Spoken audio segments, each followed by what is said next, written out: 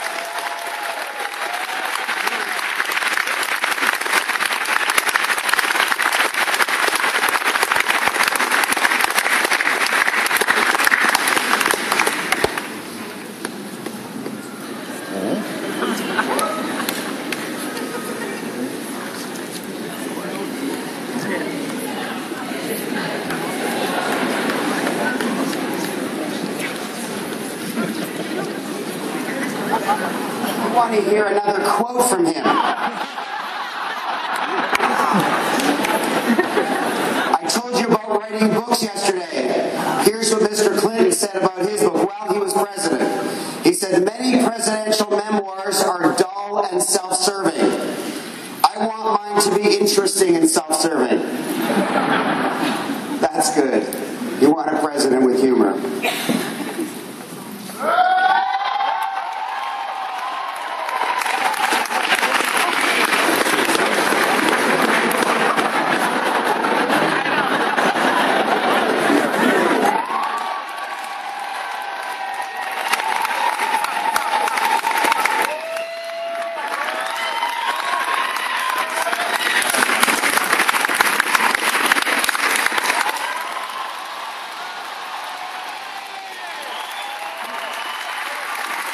Thank you very much. Thank you. Thank you. Thank you. Well, first,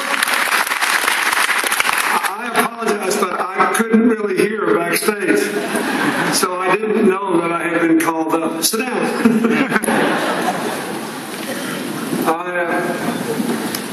I want to thank Raymond and the organizers of the conference for inviting me, and I hope that I can say a few things that are relevant to your lives and concerns today. This is an important issue to me, and what happens in the UK is important to me and to the world. You know, I spend most of my time now, notwithstanding the recent election campaign in America, with my foundation. I work with all different kinds of people. Half the time in America and around the world, I don't even know what political party they belong to. We just agree that we're going to tackle an opportunity or try to seize a responsibility and solve a problem. And I'd say our goal is to figure out how to do whatever it is we're doing faster, cheaper, and better than it was done before. In other words, I think like most of you have to think every day.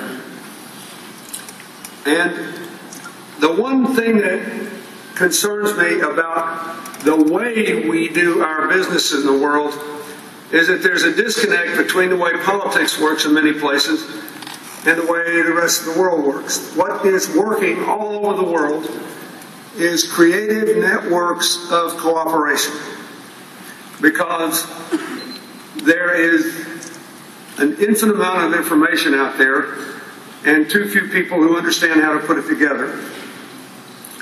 And nobody knows everything, and a broken clock is right twice a day.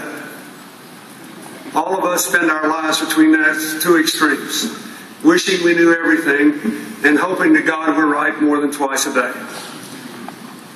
So what works to solve problems in the private sector, to create opportunity, to support entrepreneurs, coming up with a new idea that has merit and can generate something people want or solve a problem, and then figuring out how to do it.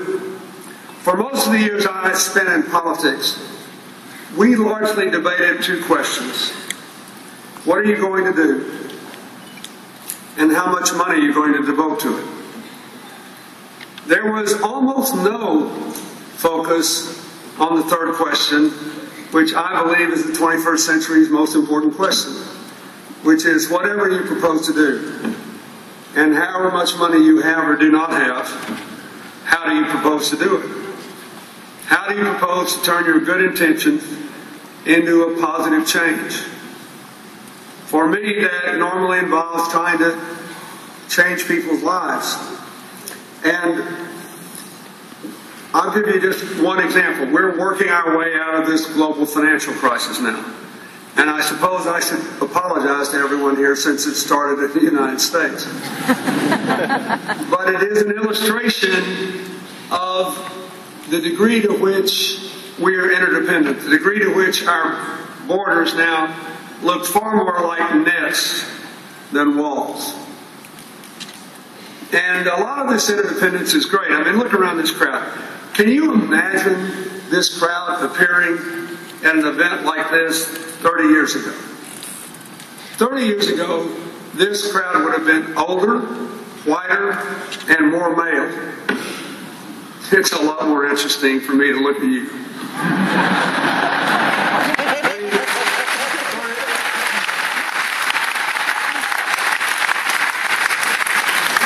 30 years ago, I would have gazed out on a crowd full of people who looked like me, old gray-haired white guys in suits.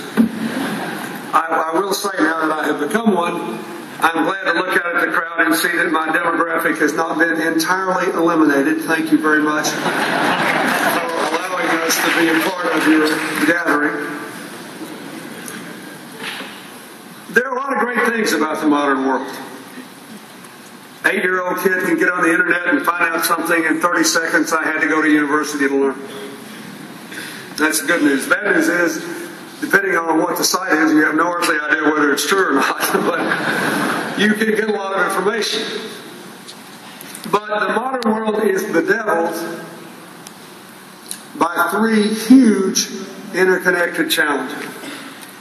First, it is entirely too unequal. There aren't enough jobs, they don't pay enough. All over the world. In the UK and the US, you have persistent pockets of people who are smart and willing to work, who can't find a way into